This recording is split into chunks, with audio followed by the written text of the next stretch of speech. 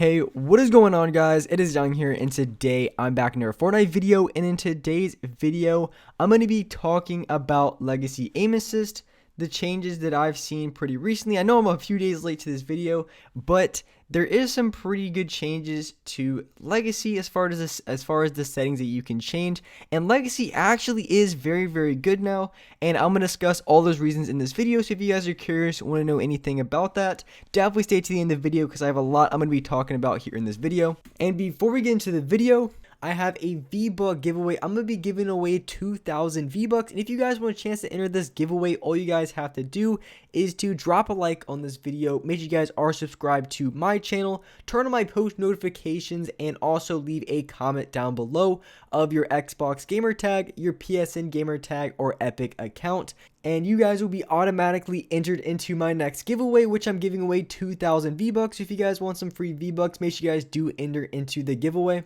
And alright guys, let's go right to the video. Alright, so in recent changes, probably within the last week or so, they made some pretty good changes to Legacy Aim Assist and the Legacy settings that might have you guys preferred over linear. Personally, I still play on linear, and I did cover in a video probably a week ago based on the playstyle and the way I play why I still use linear. But Legacy is a very good choice based on a lot of reasons, and they also made a lot of improvements in a few aspects that I really did have concerns about. And they actually ended up fixing those type of things and fixed it. I'm going to show you guys exactly what they were in this video. So there's been kind of a little bit of rumors going around that the Legacy Aim Assist hip fire did increase a little bit. And to be honest with you guys, I don't know if it's just a placebo or not, but it really didn't feel too much different. It could possibly feel just a little bit stronger. Maybe that you get like a little bit more range for hip fire aim assist. Not really sure, but as far as the hip fire aim assist is really not something that I really noticed too much. Of course, on linear, the hip fire aim assist is just through the roof, super overpowered. But as far as on Legacy, I couldn't really tell too much of a difference. Some people say it has, some people say it hasn't, but I'll just leave that for you guys to decide. And that's not really like the main part of this video. And I was kind of just testing it out here and seeing for myself if it really did feel any different. And the aim assist hipfire really isn't necessarily bad compared to linear. It's atrocious, but as far as the aim assist on hipfire, it's really not something too bad. It's still very usable. You can hit quite a few hipfire shots very easily, and because it's hipfire, it's going to be very close to the other player, so hitting shots isn't going to be that much difficult. So I was really testing out between the pump shotgun and also the SMG, trying to test out the tracking and how everything was.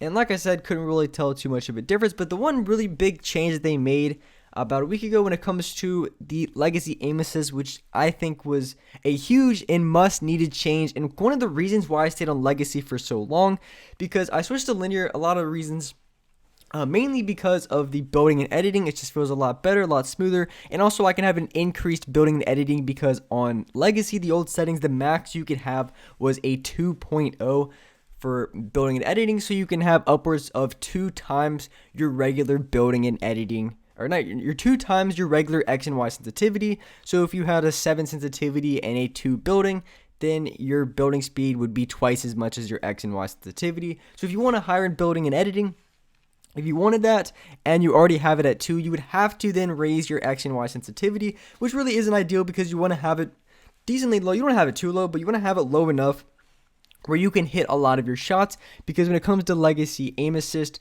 a lot of your shots are going to be very dependent on mid and long range shots, because that's where you're going to be the most dominant. Of course, you can hit close range shots when it comes to aiming down your sights, but mid and long range is really going to be the strong suits when it comes to the Legacy Aim Assist. So you want to have ideally a lower X and Y sensitivity and also a scope sensitivity, so you're going to be able to hit more and more shots and really utilize the advantages that you have from those ranges with on Legacy settings, because on linear it's a lot better at point blank range. Legacy, it's a lot better at long range. I made a full video covering exactly the differences in between. Very good video, definitely check it out. I made it about a week ago too, so definitely check out that video if you guys haven't yet. It's a very good video. So here I wanted to show you guys when I was talking about the max you can have this 2, they actually changed it where you can have upwards of a 5 times. Of course, you would never have 5 times building and editing.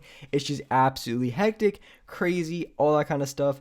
So what I did here is, so here in the settings, you can go in and you can change exactly what kind of building and what kind of editing sensitivity that you want.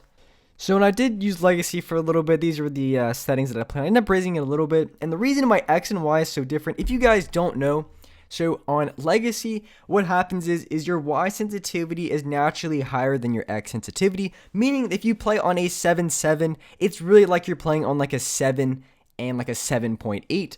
So I made it as even as possible, so I reduced my Y sensitivity.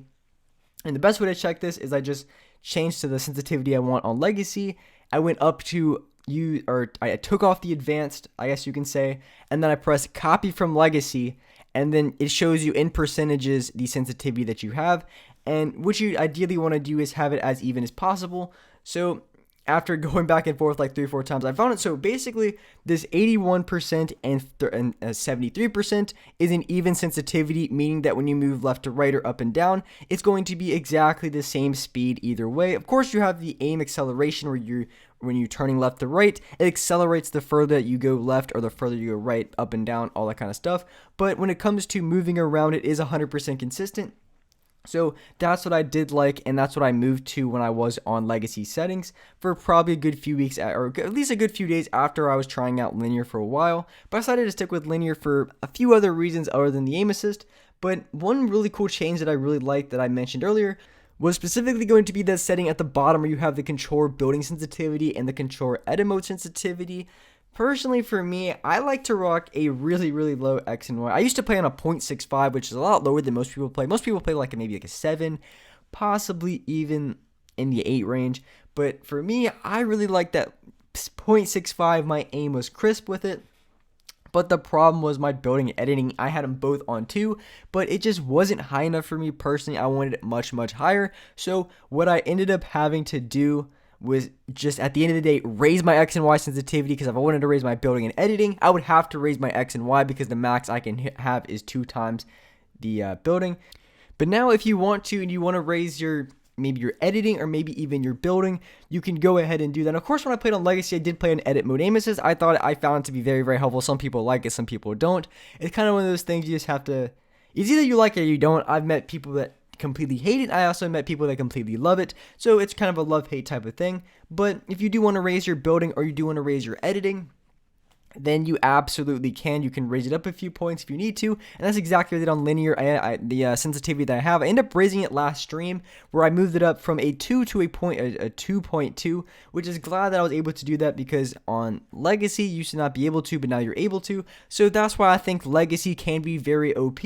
And if you currently play on linear exponential, it might even be worth another try on Legacy, because I know a lot of you guys may have had that same complaint where you couldn't raise your building or editing to exactly what you wanted to.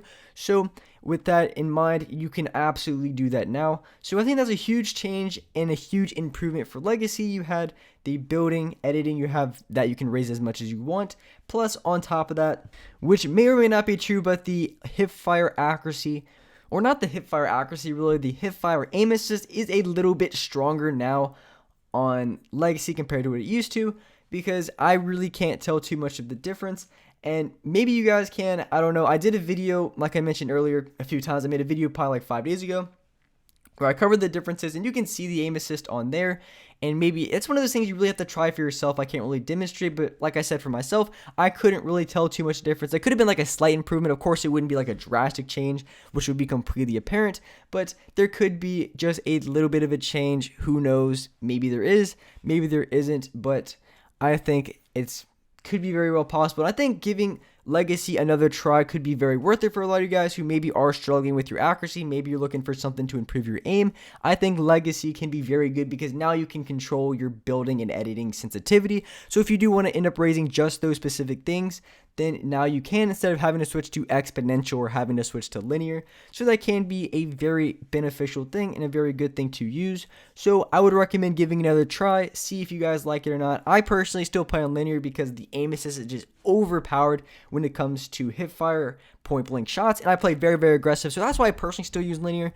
But for a lot of you guys who are maybe long range type of guys, or maybe even mid range like the L2 spam, then of course Legacy is going to be the way to go. But with that being said, that's wrap up for this video. If you guys enjoyed this video, if you guys liked it, make sure you guys do drop a like, subscribe to the channel if you guys haven't already, turn on my post notifications so you guys are notified for every single new video. And alright guys, I'll see you next video.